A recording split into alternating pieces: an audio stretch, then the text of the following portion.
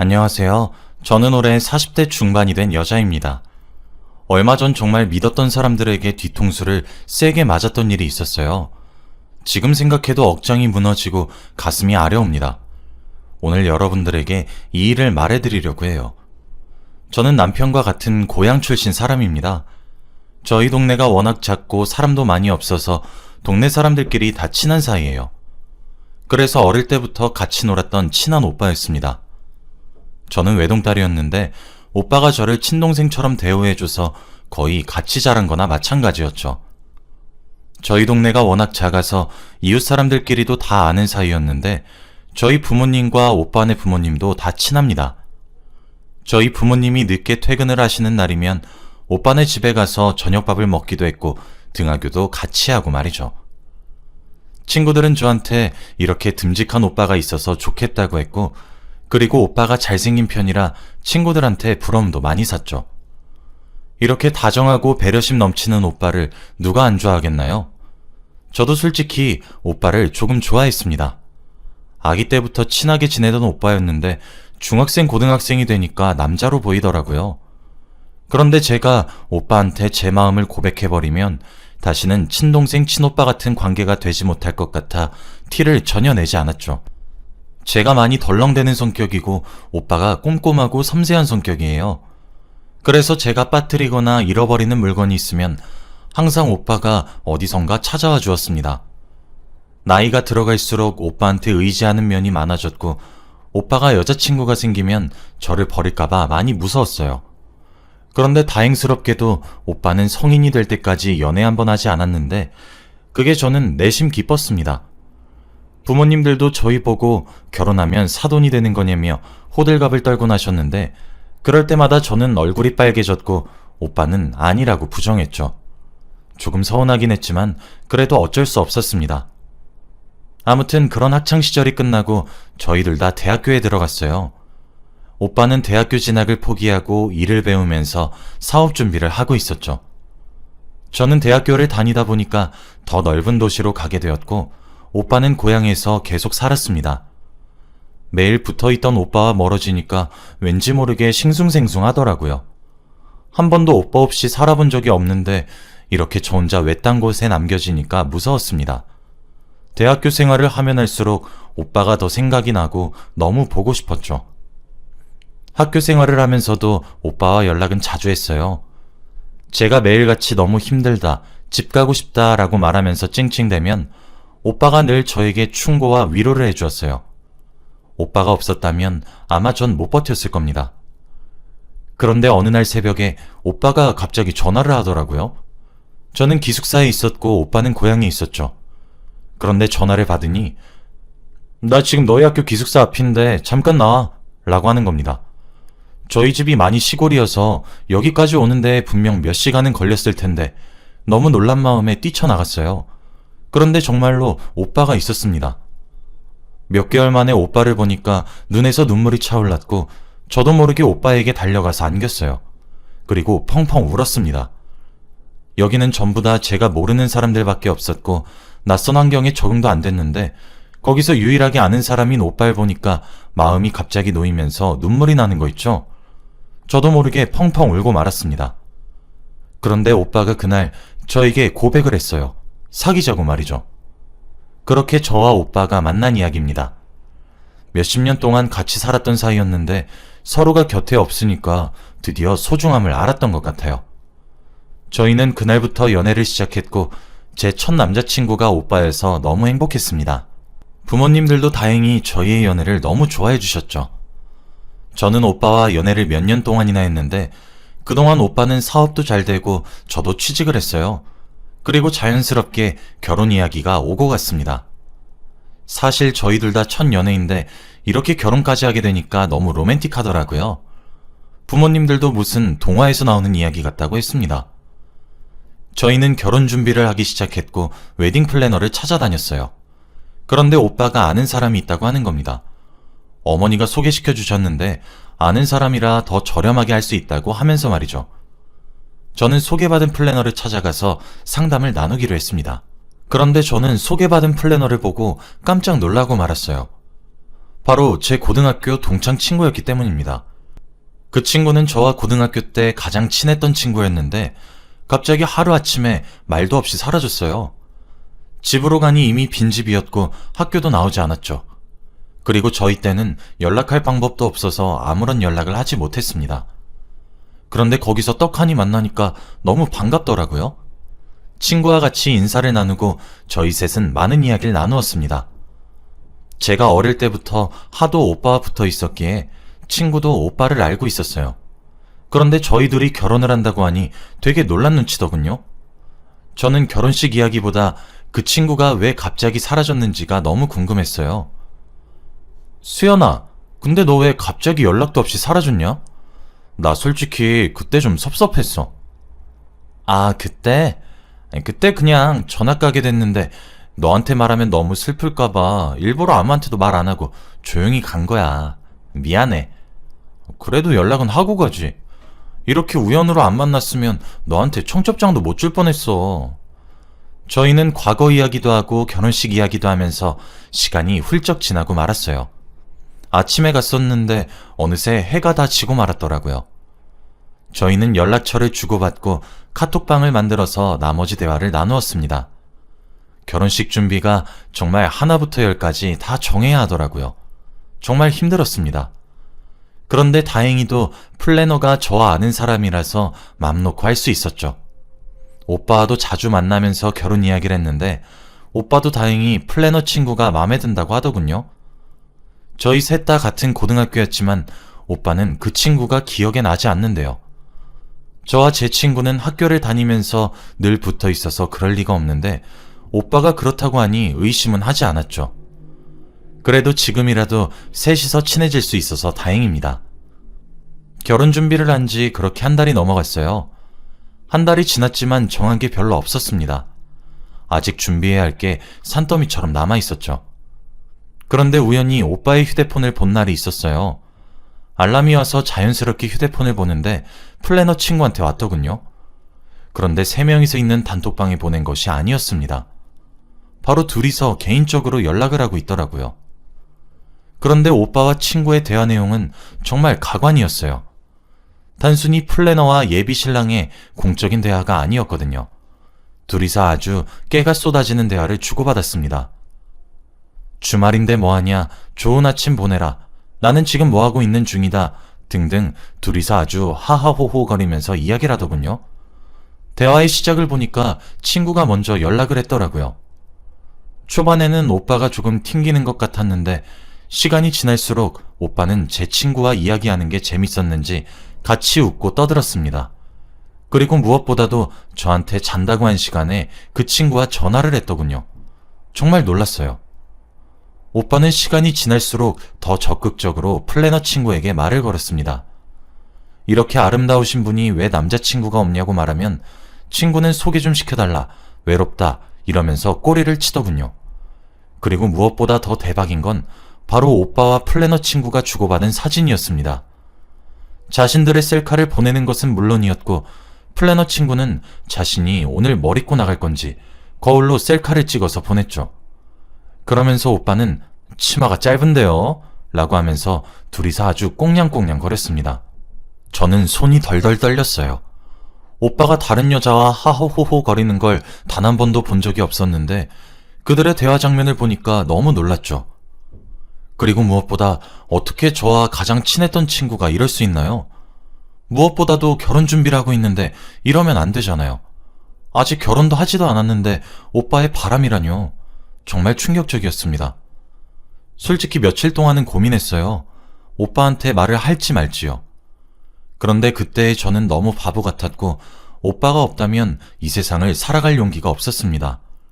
성격이 너무 소심해서 제가 오빠한테 이렇게 내 친구와 연락하는 거 싫다고 말을 하면 오빠가 저를 떠날 것 같았거든요. 그래서 며칠을 마음고생했습니다. 그런데 스트레스 때문인지 머리카락이 수도 없이 빠지고 점점 말라갔어요. 제가 이렇게 고민하고 있는 와중에도 그들은 웃으면서 대화할 생각을 하니까 화가 나는 거 있죠. 그래서 수많은 고민 끝에 오빠에게 솔직하게 말했습니다. 친구와 선 넘는 대화하는 거 속상하다고 말이죠. 그런데 오빠의 반응은 의외였어요. 오히려 저한테 미안하다며 일부러 제 친구라서 좋게 보이고 싶어서 그렇게 말한 거래요. 아무 사이 아니라고 하더군요. 그리고 평생 오빠한테는 여자는 저밖에 없다고 했습니다. 그때 저는 또 바보같이 그런 사탕 발린 말에 흔들렸고 오빠를 용서해 주기로 했어요. 그리고 정말로 오빠는 친구와 연락을 끊었습니다.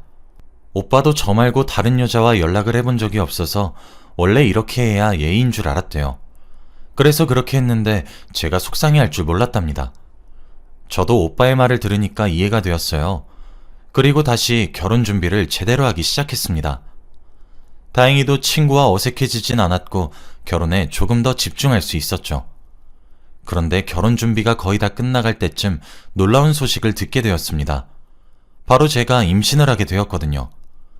그래서 결혼 준비를 더 급하게 하게 되었답니다. 저희 결혼은 작고 소박하게 진행했기 때문에 비용도 많이 들지 않았고 만족했어요. 다들 제 임신을 축하해 주어서 행복한 결혼식을 올릴 수 있었습니다. 그리고 무엇보다 결혼식이 끝나자마자 플래너 친구와의 연락은 끊겼어요. 사실 저는 저희 남편과 그런 대화를 오고 가는 것을 보았을 때 조금 실망도 했고 더 이상은 웃으면서 그 친구를 맞이할 수는 없겠더라고요. 그래서 저도 딱히 붙잡지 않았습니다. 결혼식을 올리고 저희는 신혼집에 들어가서 드디어 결혼 생활을 본격적으로 시작했어요. 그런데 다 좋았는데 딱 하나 걸리는 게 있었어요. 바로 저의 의심입니다. 남편이 과거에 다른 여자와 연락을 했던 게 저한테는 굉장한 충격으로 다가왔는지 저도 모르게 남편을 의심하고 있더군요. 매일 어디서 뭘 하는지 궁금했고 남편의 카톡을 밤마다 확인을 하고자야 마음이 놓였죠. 남편도 다행히 저에게 사진도 찍어서 보내주고 카톡도 당당하게 보여줬습니다. 그런 환경 속에서 저는 아이를 낳았고 나름 화목해 보이는 가족을 꾸렸죠.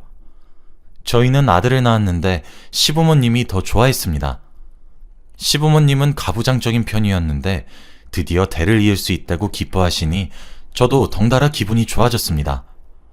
아이를 낳고 기르다 보니 너무 정신이 없고 아이를 돌보는 데에만 집중하게 되어서 남편의 휴대폰을 확인하거나 남편의 의심을 하는 건 사라진 지 오래였죠.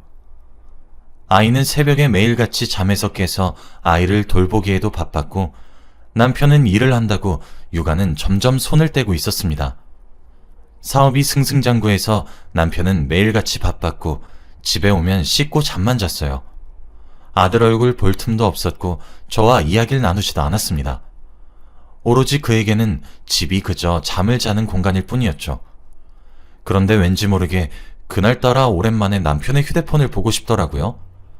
몇 달 동안 남편의 휴대폰을 한 번도 본 적이 없는데 그때 왠지 모르게 촉이 왔어요. 그래서 남편이 자는 동안 우는 아이를 달래면서 휴대폰을 봤습니다. 근데 전 충격에 빠지고 말았어요. 남편이 한 달에 한 번씩 주기적으로 50만 원씩 누군가에게 보내고 있더라고요. 그런데 돈을 받는 사람의 이름이 익숙했습니다. 바로 웨딩 플래너 친구였거든요. 저는 그걸 보고 손이 벌벌 떨렸고 머리가 새하얘졌어요. 결혼과 동시에 연락이 끊긴 줄 알았는데 왜 남편이 50만 원씩 보내고 있는 걸까요? 정말 믿기지 않았고 믿고 싶지도 않았습니다. 머릿속에서는 별별 생각이 다 들었어요. 한 번도 남편이 술이나 여자 문제로 속을 썩인 적이 없는데 어떻게 그럴 수 있죠? 남편한테 이 사실을 말해야 할지 말아야 할지 엄청나게 고민을 했어요. 그런데 차마 아무 말도 하지 못하겠더군요. 말을 하다가 저도 모르게 눈물이 터질 것 같았습니다. 그래서 저 스스로 어떻게 된 일인지 알아보기로 했어요. 저는 며칠 동안의 긴 고민 끝에 플래너 친구를 찾아가기로 했습니다. 친구에게 연락을 해서 집 앞으로 찾아갔어요. 친구에게 미리 연락을 하고 현관문을 여는 순간 플래너 친구가 딸아이를 안고 있더군요. 나이는 저희 아들과 비슷해 보였습니다. 그런데 저는 그 여자아이의 얼굴을 보고 머리를 한 대 맞은 기분이었죠. 저희 남편과 똑같이 생겼었거든요. 제가 자신의 딸을 보면서 정신이 빠져있는 것을 보고 플래너 친구도 상황을 대충 눈치챈 것 같아요. 그리고 플래너 친구는 저에게 솔직하게 다 말해줬습니다. 그 여자아이는 남편과 플래너 친구 사이에서 생긴 딸이 맞대요. 그리고 50만 원은 양육비라고 합니다. 저는 아무 말도 할 수 없었어요. 너무 충격적이었거든요. 둘이서 저 몰래 연락을 하고 만난 것으로 모자라 아이까지 만들었다뇨. 제가 다리에 힘이 풀려서 주저앉으니 친구는 저에게 더 충격적인 말을 했습니다. 그 오빠 내가 먼저 좋아했어. 라고 말이죠. 그게 무슨 말인지 저는 이해가 되지 않았습니다. 한 번도 그 친구는 저에게 제 남편을 좋아한다고 말한 적이 없거든요. 너 내가 고등학생 때 그 오빠 얼마나 좋아했는지 알아? 그런데 맨날 너한테 꼭 붙어서 다니고 나한텐 관심도 없고. 그래서 너랑 친해지면 나한테도 눈길을 주겠지 싶어서 너 이용해봤어. 너랑 친해지면 나한테 관심을 줄까봐. 그런데 여전히 그 오빤 너만 보고 있더라? 나보다 얼굴도 못생기고 공부도 못하고 몸매도 안 좋은 너한테 졌다고 생각하니까 너무 화가 났어. 그래서 내가 그 오빠 불러서 고백했다? 좋아한다고. 그러니까 너랑 친하게 지내지 말라고. 근데 그 오빠는 끝까지 너 생각만 하면서 내 고백을 거절했어. 자기는 널 좋아한다고 하면서. 그래서 전학 간 거야. 쪽팔리고 화나서. 그런데 정말 우연찮게 플래너가 내가 됐지 뭐야? 그래서 이건 하늘이 준 기회라고 생각이 들어서 내가 들이댔어. 내가 원래 좋아했던 사람이었고 네가 뺏은 거니까. 내가 네 남편 술 좀 먹이고 실수 좀 저질렀다. 왜? 뭐 문제 있어? 내가 먼저 그 오빠 좋아했어. 네가 뺏은 거라고. 저는 그 친구의 검은 속내를 마주하고 넋을 잃고 말았습니다. 친구는 저희 남편에게 술을 잔뜩 먹이고 일부러 실수를 하게 해서 임신을 한 거래요. 그러면서 자신을 봐줄 줄 알고요. 그리고 마지막으로 제발 이혼을 해달래요.